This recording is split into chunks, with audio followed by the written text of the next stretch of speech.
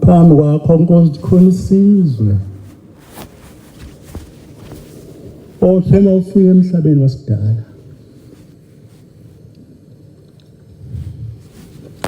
wathi maseqedile kusidala asiqambe igama wathi ngamaNazareth. Amen. Lesi sizwe simuzwa omunye umuntu mayikhuluma makusuka ngakhulumi wena ngoba kungesakho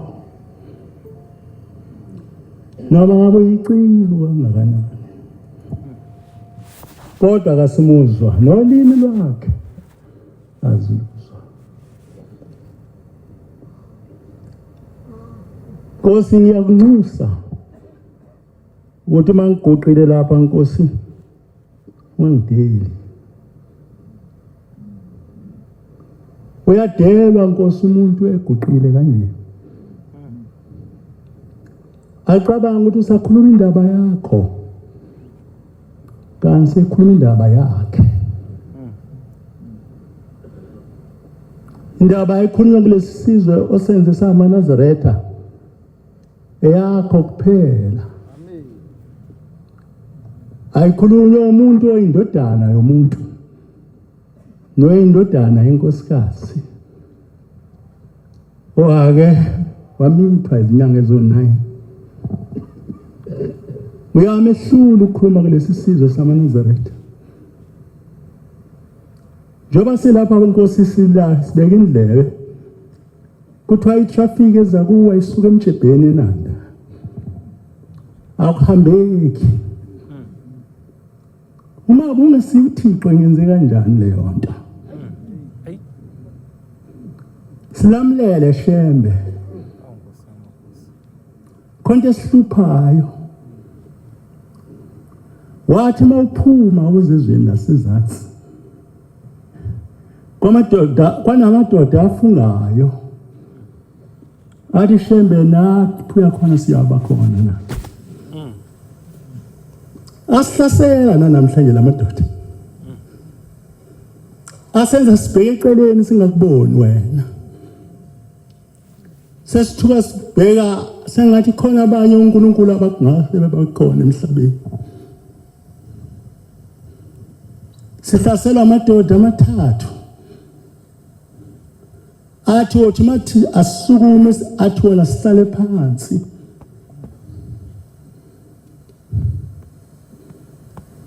asivala amehlo shembe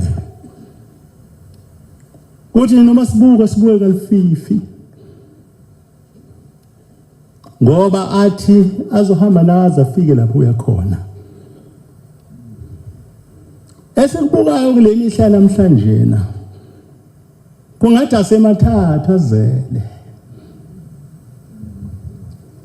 mhlambe enye yiyo lemlapha ngokwakho namhlanje ngoba akhethe ukuzala nobuhlobo lomuntu kodwa umuntu ubonakala ngento eyodwa mase ezelwe namadoda qala vukele wena shembe uthi angakubona nje nabona isitha sakhe akhohle ukuthi uyaphilisa. Ake ngikubonge Nkosi yamakhosi ngalamazwi ngoba impela uThixo. Amen. Ngibonga ukuthi njengoba ngiguqe lapha endlini kamkhulu wami ngisizukulwane sesithathu esaze saguqa phambi kwakho. Umkhulu wami waguqa phambi kwakho wawubhombela uqala waze wamgcoba wamenza umshumayeli ngaphansi kwenkosi yakwaNgcobo ezweni lakwanyuso kwaba umshumayela khona ethempeleni yezivele kwaba inkosi yokuqala yayiphendukile ekhathi ufika kulelizwe yaba ngumNazareth wasiyakhela ithempeli wathi kusezivele ngoba kuvela inkosi yakulandela. Umkhulu wami ngalosikhathi wayigula yayisizwa lenkosi ukuthi kufika umuntu wasezulwini ukhuluma ngezwi kuphila umuntu wasimbona umkhulu wami inkosi yasimbona ephilisa umkhulu wami ngezwi. Hayi ngavanga mthinta uBhombela. Wasiyaphila. Nkosi ngesizulwane sesithathu ukuguqa phambi kwakho. Kushiwa kumkhulu kuze namhlanje.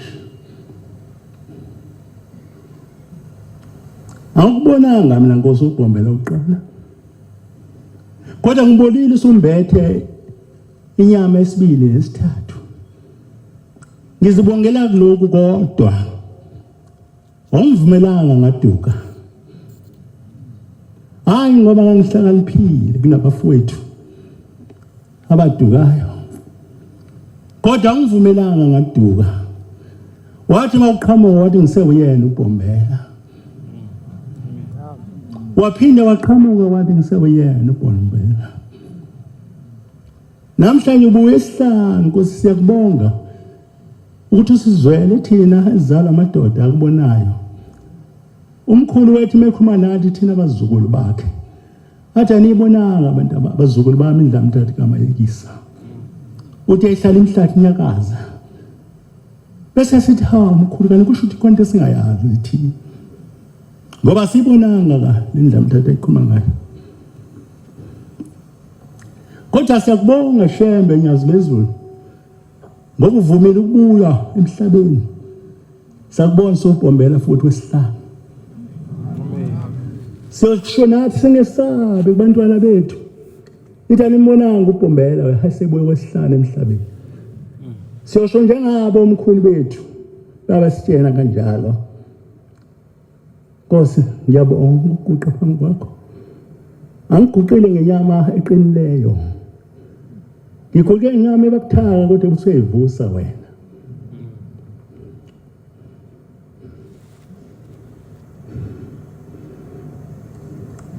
Cela ukudlula evesini. Lekhulu eshuma sikhombisa esishiyagalolunye ivesi lesine ngicela ungiqala ngolo Nkosi. Ngenxa isikhathi ngiyayazi imisebenzi yakho eminingi. Labantu bonke bafuna wena. Abamfuni omunye umuntu. Noma ngakhuluma noma ngenzani. Umuntu makuphambana nawe uphambana nezwe.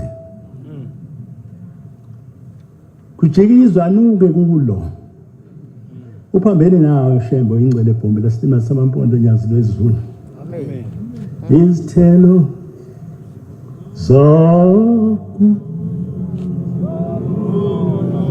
lunga hawa nazo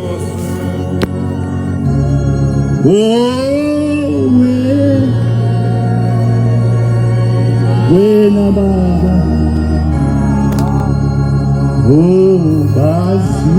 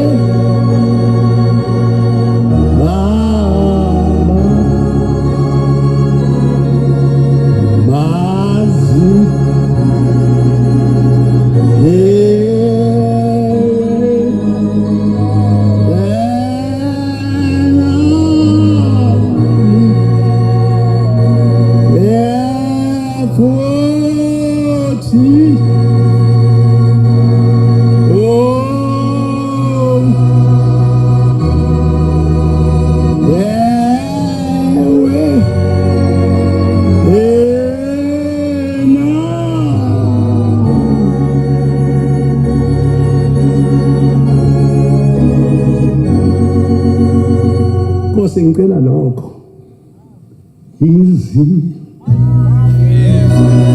yesithelo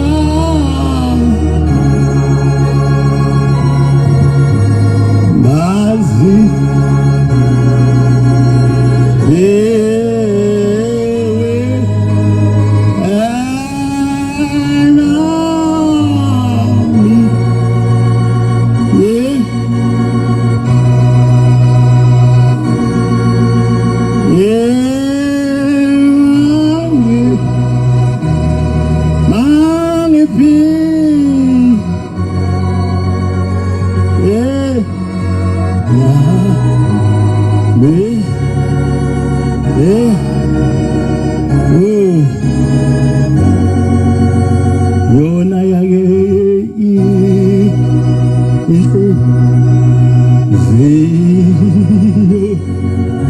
sizio etabu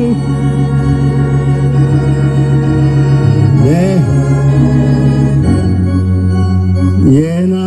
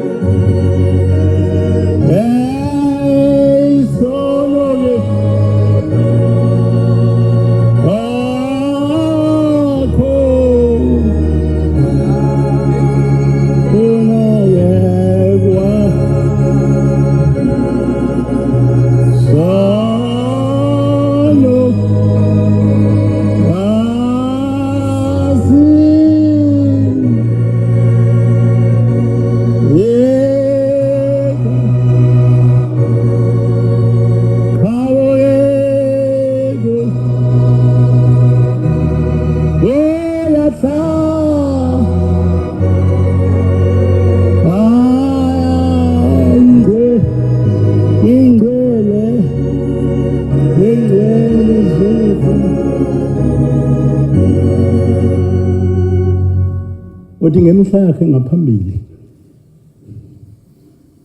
ubhombela wesibili uthi uma umuntu engumNazareth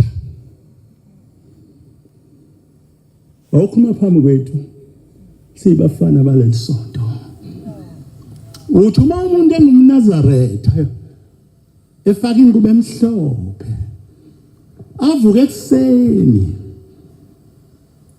akhuluma izindaba nabantu kuze kushona ilanga kodwa engazange akhulume ngoshembe ukukholwa kwakhe kumi kanjani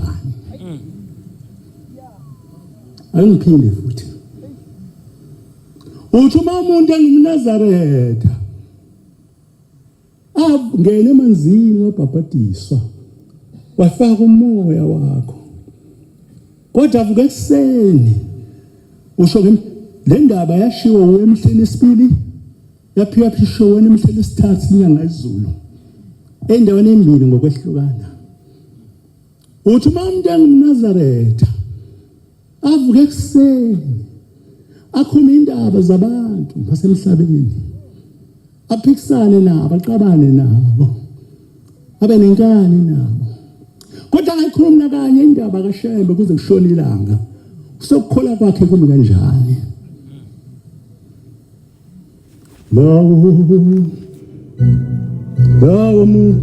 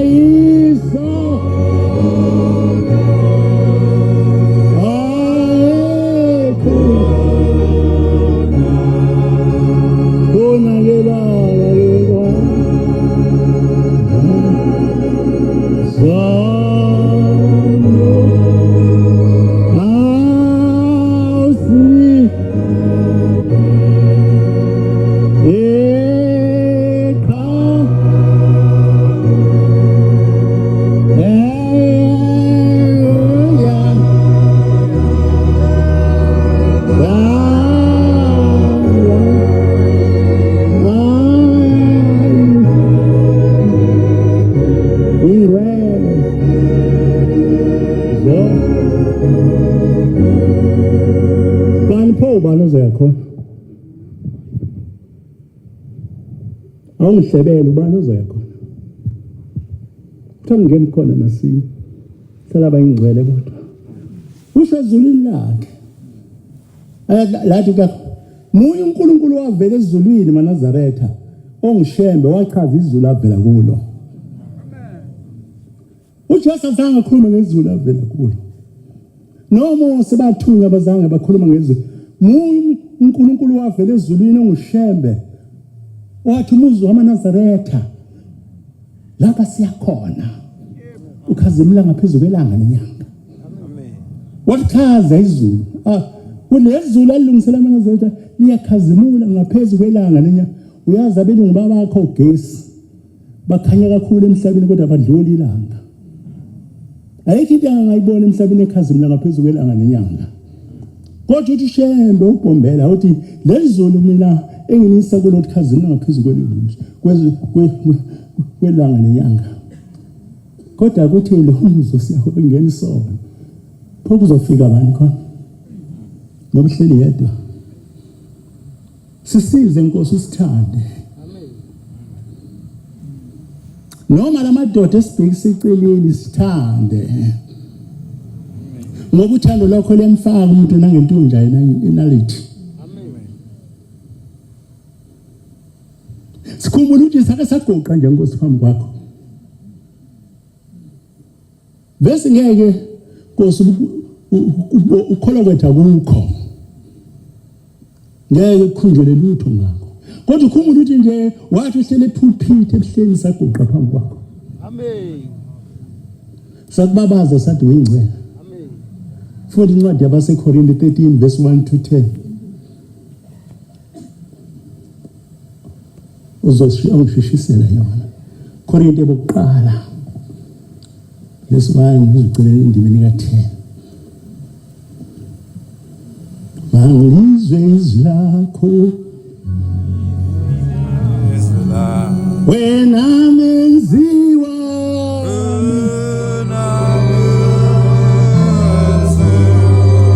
Usinda. Imbongolo.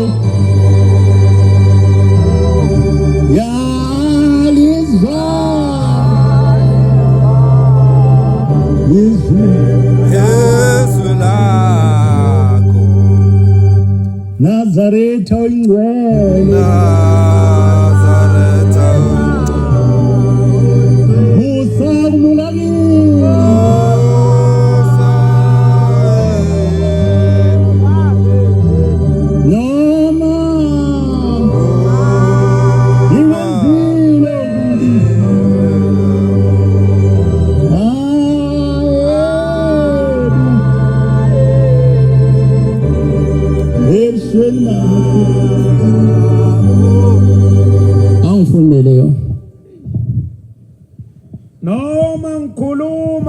ngezilimi zabantu. Kwakhuluma uPawulos la wengumpostoli kodwa angazange ambone uJesu. Qhubeka. Nezezingelosi. Uthi uma ngikhuluma ulimi lasezulwini la phakathi kwethu mangaqhamuka umuntu nje athi ukhuluma ulimi lasezulwini. Nelezingelosi qhubeka. Ngingenalo uthando. Kodwa bese salela into eyodwa. Esekwenzile lo konke wakholwa konkosini wakhe ngangikhona mina lwamuzo omdala esatshena ukuthi kuzovela umuzo omsha uyaphela lo ethi indoda sengizoshawa ethi indoda noma ngabe umfundisi okonje nami kuyena angaziphela uthi noma ngabe le ndoda isiziya umfundisi mengena imvunulo entathu kuleli bandi hlobukile ngasengibheka ngangimshumayela lesikhathi ngigcotshwa ngo-72 July gcotshela ubushumayela uthi indoda noma ngabe sizagcotshwa bomfundisi njengogcwensa kodwa ingenayo imvunulo entathu ihlubukile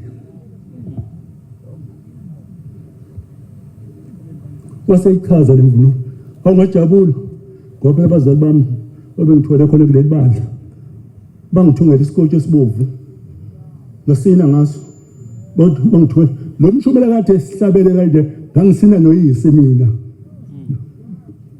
lapha kaMawula lo mshobela de engifundela umthando ngasina noyise ngangijuka ngemanzi ngiyabona nje insizwa zakwamdletshe la kanti ngihonqela kwamdletshe lapha ngelungu ngazi ngishobela yini wabo uphuma ntambama befuna ukubuyisa ngangisina nabo wangibona sengiqhegu nginje ngasina mina bapho ushozi ngisabe senje banga ngimvalele endini kungiphile ungibona senginjena ucabanga ukuthi ngazala nginje ngazala ngibhungu nje lihlaka elihle impela nje ukukhala abantu babelibona bathi he sobambelela nini lapha awusona bathi khona ngoshembe zale intombi yakwangithi ngizala intombi yangithi yangicela mina iminyaka e9 wena ingane uyehulula nje uyizala le yangithi yacela 9 years itshena ukuthi leyo wena mfazi nawe ndoda anangane nina kodwa ufika ningane ushembe sebeke eduze kwakho angahlubuka ubabili manje ngikhuluma nindaba ngoyikhuluma ngolosingane ngihlale ngiziba ngamabomu 9 years abazali bami begoqa phambi kwakhe athi hey nina ngumfazi nawe ndoda lalela ngitshela anginakuthatha ingane zabantu nginike wena mina ngicela kwakumnandi uma sekumnandi nje kangaka uNkulunkulu wa asayibona inyanga izulu amen yazi ukuthi yasifisa ukuthi ukholwa ukuthi ukholwa kubamnandi kanti ngoba yafika lo piano wakhala lezinto imfisholo ekhaya esontweni kanti ngeke upiano wongayiphathi i-tape record sathi cela ukuyiphatha wathi mawabanje uxoshwe i-tape record le engena radio uceleni uxoshwe ukuthi ungena esontweni ne-tape record uxoshwe for good ngiyangicabanga ngena intombi lezo kuthiwa intethelelo yithi abantu abami kube neniyazi ngabe nakho nje unikele ukubonga inyanga izulu kenoguqa uNkulunkulu osesese kuyona inyanga izulu le uyena udombela yilona uthiko lamakhosazana lolo amen sithi yabonga manje siyabonga inyanga izulu nisho kuyona kwakuthi ngomemezi lo abangizo labantwana abayintethelelo angikhulumi nami njalo kodwa kwakuthi naba bethi yawo ngichule bayazi into engisho kwakuthi mangane yazona kwasole kumfana labafana badlala ngengane zethu namhlanje awugide esikoshini ezalane ngomhlanje yayithi meke yazona ingane yathola umntwana ikhishwe izife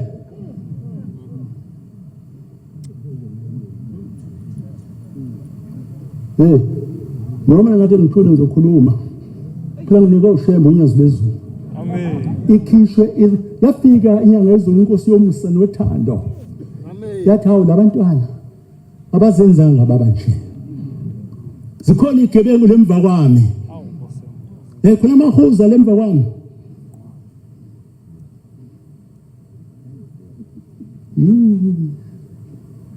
wathi abazenzanga baba njeya wasethi ngizobe abathethelele kwasekuthiwa intethelelo samanaza legama laqhamuka kanjani ngibona sekuduma ngale zenza umsebenzi omkhulu emasondweni namhlanje emathempeleni amaningi lezi ebizwa ngentethelelo angomncomi isho into enenzayo uthi ma umfana onisa ingane yomuntu akhishwe kuleli bala aze afe ukhisha intombazane ingazonanga izingile ethuneni wafika ukuthi uThixo ulungile hayi ngithi lo engalungile kwakuyisikhathi sasilungisa thina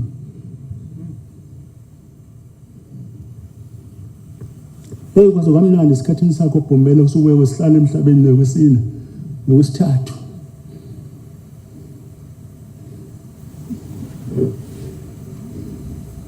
uthi ngelinye ilanga ngizosheshisa ngifuna ukufika igcineni yimi endaweni eshisayo uthi ngelinye ilanga mawungena esontweni kule mihla yakho kwakho inkonzo yasemini uthi njengoba ngiza lapha esontweni khona isisehlo isimanga esingehleleyo uthi ngqongqozelwe umuntu eminyango into ngqongqozelwe umuntu mina into khona umuntu ngqongqozela mina eminyango ithi kodwa namhlanje ngqongqozelwe umuntu eminyango nikhona bamaNazareth amen sizombabaza nje sibabaza ofana ukubatshazwa amen akekho umuntu ozobatshazwa emhlabeni ngangithi abantu baningi mina ngangazi emhlabeni konke kuphele wonke umhlaba sebhala ehleni sifika khona nenkosi inyanga izulu thina sathi ngeke kuphele sathi uNkulunkulu usinika ulwandle lomhlaba akungibuze nje kube sekule nhlaba yahendala senhlanga ngabe sihlalaphi esuweni lapha ngabe sihlalaphi hlamba vangu ukhona nakuyona uyibona wathi makhwela lapho ulinde ukuthi ngawa noma inini uma uwile ngiyakubutholwe futhi namhlanje abantu bengaka ngabe khanjwa kanjani lapho ukuba sikhumbulanga lo hlelo esihlalweni bamaNazareth asingacela amehlo amaningi emhlabeni azosidida so simuka lapha athi amehla ngemuva uyambona into ngemuva amehlo amaningi wakhe ngoba umhlaba wonke ngesikhathi esizodwa sho njalo uPombela isimo samambondo mehla phezulu kwentaba yokuqala kade ikhona kuyona uthi ngehle ngikhuphule lapha ngiyindodana kaMayekisa uthi ngathi ngehla sengoyise wezizwe zonke amen uthi sengibuka umhlaba hayi lo eSouth Africa umhlaba ngesikhathi esisodwa ngesikhathi wonke kusho into emhlaba ezinye emantshobeni uNgqondweni wento ngazeka zibulalana uthi ngathi ngehla kule ntaba ngase ngibona umhlaba wonke umhlaba ngesikhathi esisodwa busayifundile incwadi le uphazamisile qhubeka ngingenalo uthando ngiyithusi elikhencezayo nensimbi encencethayo verse 2 noma ngiqonda ngiprofetha ngiqonda imfihlakalo yonke nokwazi konke noma nginokukholwa konke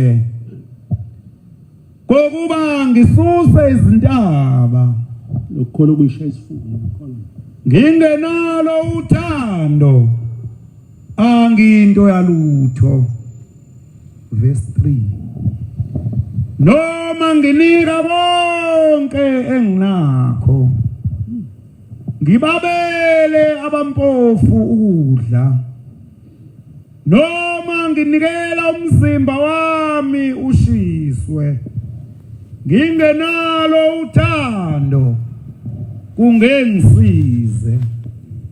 Verse 4. Uthando luyabekezela,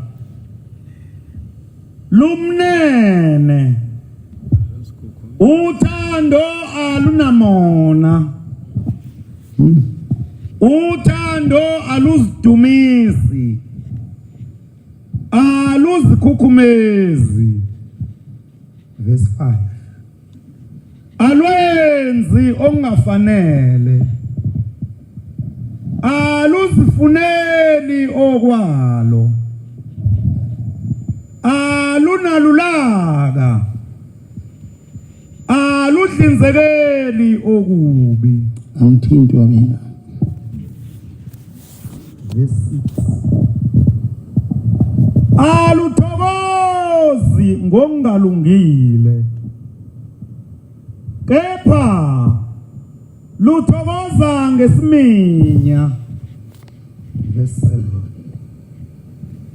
Luzithulela izinto zonke, lukholwa izinto zonke, lwethemba izinto zonke, lubekezela izinto zonke. Verse 8. Uthando lungezelwa nqamuka, kepha noma kukhona ukuprofetha kuza kuphela, noma kukhona izilimo ziyakunqamuka, noma kukhona ukwazi kuyakunyamalala. Verse 9. Ngokuba siyazi ngancanye, siprofeta ngancanye. Verse 10. Kepha nxa sekufikile okupheleleyo, khona kuza kuphela okungaphelele. Amen. Uzakubona ungaphelele wena. Akuphelile. Sebona inkonzo yakhe ethi nangu uyashisela emafundo. Kuphelile. Kufike ukuphelele.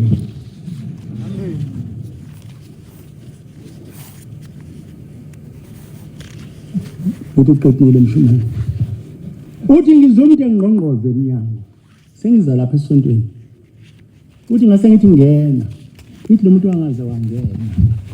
Ithi ngase ephinde ngqongqoze. Ngaphinda ngathi ngena, ngase ngiyamfutha. Ithi wasephusha isiqapha. Uthi ngambona ngena. Uthi ngathi hawu kanti sibanibani uwe lo ngqongqozayo.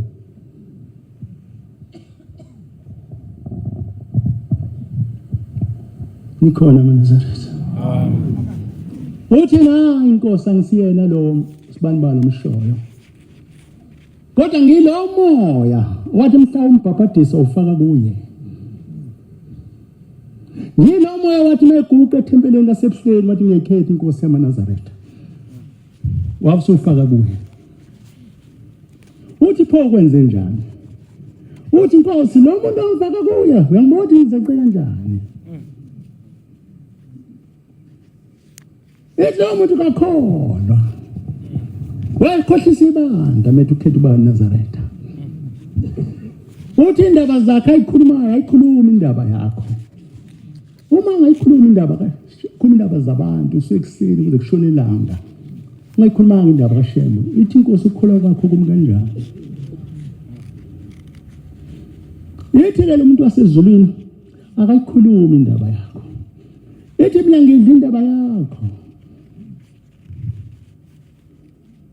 Ithi ngakubona ngondile nje.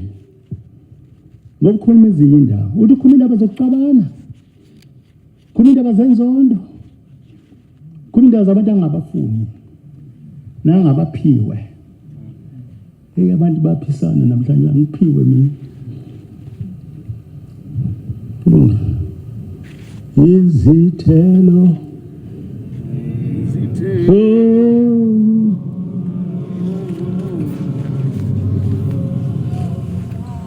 bona yewana nazo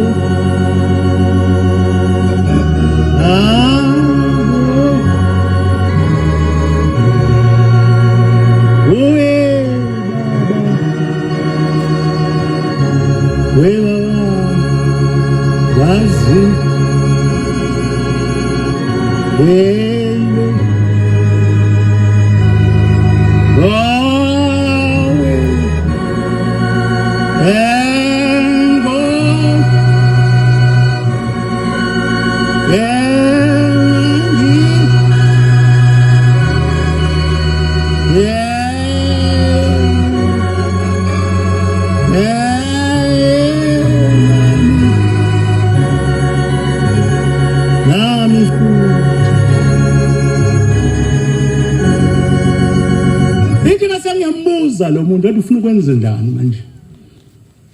Wathi Nkosi ngizocela kuwe uba ngimshiye yedwa. Akangishiye nje mina. Ngoba sengondaba zonke ebuhleni. Akangishiye nje mina. Ngicela Nkosi unginike ithuba lokugcina ngimshiye lo muntu. Uthi ngase ngithi kuyena uma umshiya lo muntu uza kufa. Khona umuntu wasigadile wasezulwini. Uthi masishiya sife. Ucabanga udlula i10 zakho ugadoba. Udlula ibhamini zakho ugadoba. Ukhalele umuntu afaka ushembe obeka ushembe duze kwakho. Amen. Uthi mawumshiya uza kufa.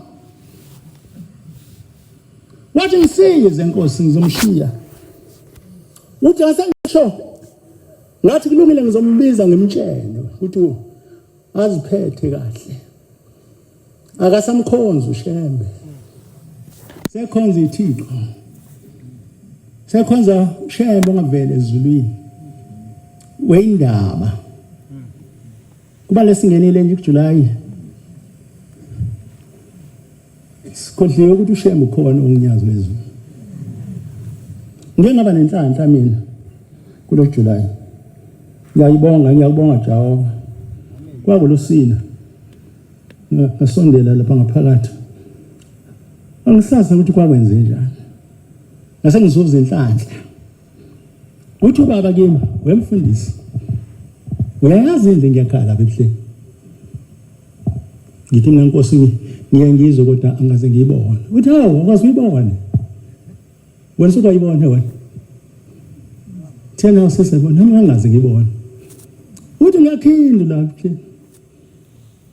Lalela-ke bakuthatha bakise kuyona bakukhombisa yona. Ngathatha umchuno oyiphoyisa unentshebe nje ekhutheleyo.